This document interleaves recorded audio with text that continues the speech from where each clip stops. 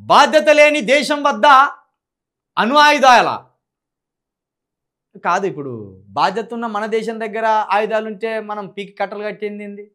ఏమైనా చేసినాం మనం? శత్రు దేశాన్ని ఏమైనా సంహరించినామా? అణు ఆయుధాలన్నీ వానికే అక్కడికి వస్తున్నాయి, బాధ్యత లేనివానికే అక్కడికి వస్తున్నాయి. బాధ్యత ఉన్నోనికి మనం వాటిని ఉపయోగిస్తలేవు. బాధ్యతతో కూడిన శత్రు సంహారం అంటాం కదా, శత్రువులను సంహరించవలసిందే గీతాసారం బోధించింది మాకు అని చెప్తారు కదా. మరి వాడు శత్రువు అయినప్పుడు వాడిని ఎందుకు సంహరించలేదు?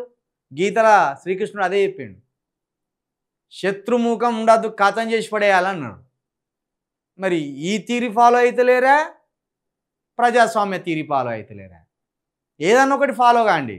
రాముణ్ణి ఫాలో అయితే రావణాసుని సంహరించినట్టు పాకిస్తాన్లో ఉన్న ఆ ఉగ్రముఖలను సంహరించండి.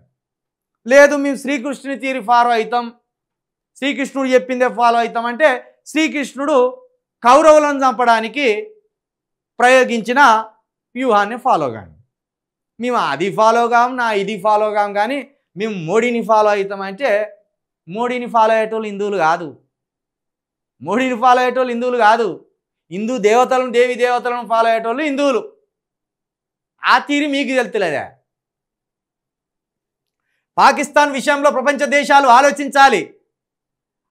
ఆ రోగ్ కంట్రీ అణ్వస్త్రాలను IAEA పర్యవేక్షించాలని పిలుపు. పాక్ ఎక్కడుంటే అక్కడనే బిచ్చగాళ్ళ లైన్ ప్రారంభం అవుతుందని ఎద్దేవా.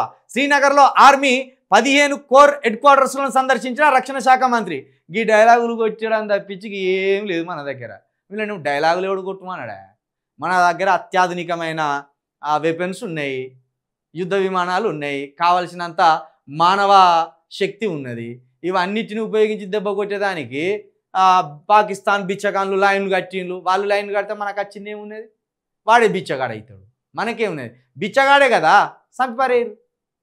ఇంకో అయితే ఒకటి మనోళ్ళు ఇప్పటికైనా ఒక మంచి సలహా ఇస్తా మీకు, మన ఇండియా ప్రభుత్వానికి ఒక మంచి సలహా ఇస్తా.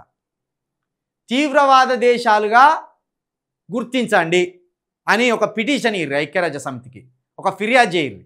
ఇదన్నా చేయర్రిగా. మీకు రాదు ఇది.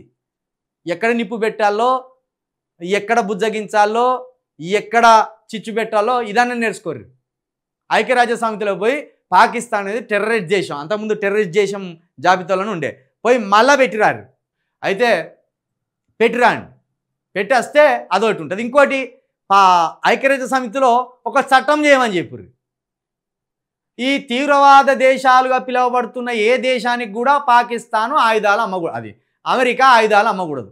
అది అమెరికా కావచ్చు, ఇజ్రాయెల్ దేశం కావచ్చు, చైనా కావచ్చు, ఇంకో జపాన్ కావచ్చు. ఇట్లా ఏవైతే ఆధునిక ఆయుధాలను తయారు చేస్తుందో ఈ ఆధునిక ఆయుధాలు శత్రు దేశాలకు లేకపోతే తీవ్రవాదాన్ని ప్రోత్సహిస్తున్న దేశాలకు అమ్మకూడదు అని ఒక డిమాండ్ పెట్టురు.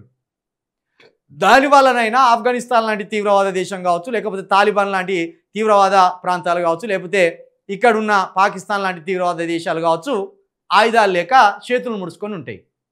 ఇప్పుడు మోడీ గారు ఇన్ని దేశాలు తిరిగి వచ్చిండ్రు. ఈ ప్రతిపాదనలు ఏమైనా పెట్టేస్తే ఈరోజు వీళ్ళు వచ్చా?